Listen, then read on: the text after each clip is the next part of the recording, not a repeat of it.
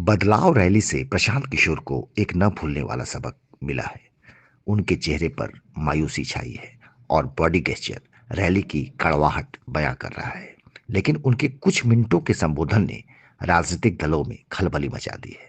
जनता को भी उम्मीद है कि अब पीके दो गुनी ताकत से पुराने राजनीतिक दलों पर हमला जारी रखेंगे। इसी गांधी मैदान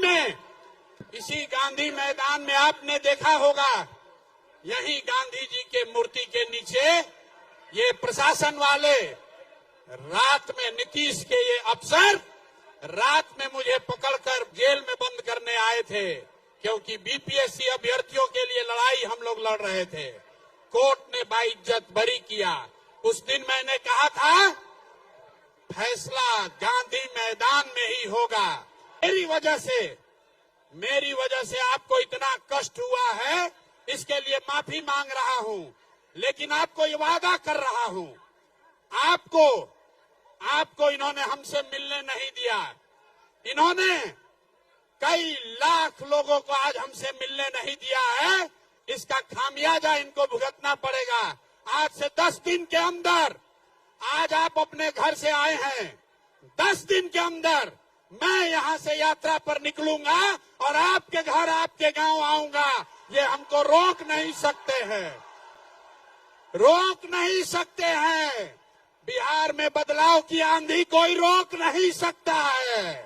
बिहार में अचानक सियासी भूचाल आ गया है। सभी दलों के नेता बदलाव चाहते हैं। इसके लिए सभी अपने दामन को पाक साफ और दूसरे को दागदार बताने में जुटे हैं। कोई जंगल राज का डर दिखाकर सत्ता पर काबिज है, तो कोई बीजेपी का डर दिखाकर वोट ले रहा है। पीके की काट में आईपीएस शिवदीप लांडे मैदान में कूद पड़े हैं। अब किसकी कौन ए टीम है या बी टीम है, इसकी चर्चा केवल मीडिया की हेडलाइंस में है। जनता खामोशी से सियासी मंच पर हर किरदार का अभिनय करते देख रहे हैं। युवा के नाम पर सभी दलों ने पुराने चेहरों को ही धो पोछ कर मैदान में खड़ा कर दिया है। जनता किस पर भरोसा करे? कांग्रेस के कन्हैया कुमार पलायन और बेरोजगारी पर पदयात्रा निकाल रहे हैं, तो पीके पदयात्रा और बदलाव रैली के बाद फिर एक बार हिम्मत जुटाकर जनता के बीच जाने की तैयारी में है। वही सवाल लेकर नई नवेली पार्टी के शिवदीप लांडे भी मैदान में है। एक तरफ हर किसी को देख के लगेगा कि बिहार में विकास बहुत तेजी से हो रहा है। सड़कें बन रही हैं, पुल बन रहा है, जहां नदी नहीं है वहां भी पुल बन जा रहा है। और सड़क और नदी के ऊपर पुल बने ना बने, कम से कम पेपर पे तो बन ही जा रहा है पुल। सरकार स्कूल बना रही है, स्कूल के बड़े बड़े भवन बन रहे हैं, कॉलेज बन रही है। कम से कम घोषणा तो हो ही रहा है। मैं कहता हूं ये सुशासन की सरकार नहीं है, ये प्रचार वाली, पलायन कराने वाली सरकार है। अब तो कई युवा चेहरों में से किसी एक को चुनना है। सभी के मुद्दे एक हैं, चेहरे कई हैं। बिहार में बदलाव, बेरोजगारी, पलायन, स्वास्थ्य और शिक्षा के मुद्दों पर ही चुनाव होना है। अब मुसलमान भी बीजेपी के डर से किसी एक पार्टी को वोट देने के लिए तैयार नहीं है। नई पीढ़ी ने लालू जी के दौर का जंगल राज नहीं देखा है। अब कुछ पार्टी के नेता बराबर इन युवाओं से कहते हैं, अपने पिताजी से पूछो, शाम को कोई निकलता था जी, वो तो हमारे आने के बाद लोग घर से निकलने लगे हैं। अब बिहार की जनता ने जंगल राज और बीजेपी से डरकर वोट देना बंद कर दिया है। यह चिंता सभी राजनीतिक दलों के चेहरे पर साफ दिखने लगी है। नीतीश कुमार को उखाड़ कर फेंकना है कि नहीं फेंकना है? नीतीश को उखाड़ कर फेंकना है कि नहीं फेंकना है?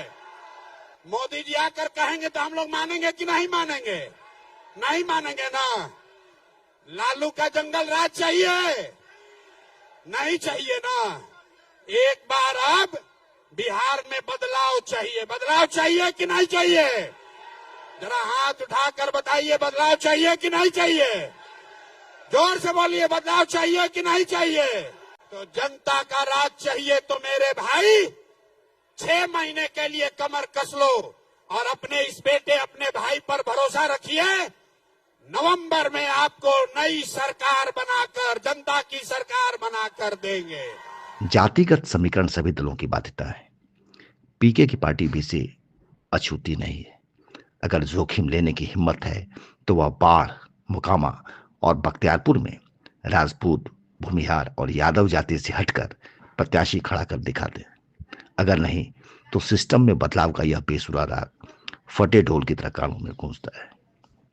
बाढ़, बख्तियारपुर और मोकामा से कौन और किस जाति से जिलाध्यक्ष चुने गए हैं, थोड़ा इसका भी पता कर लीजिए।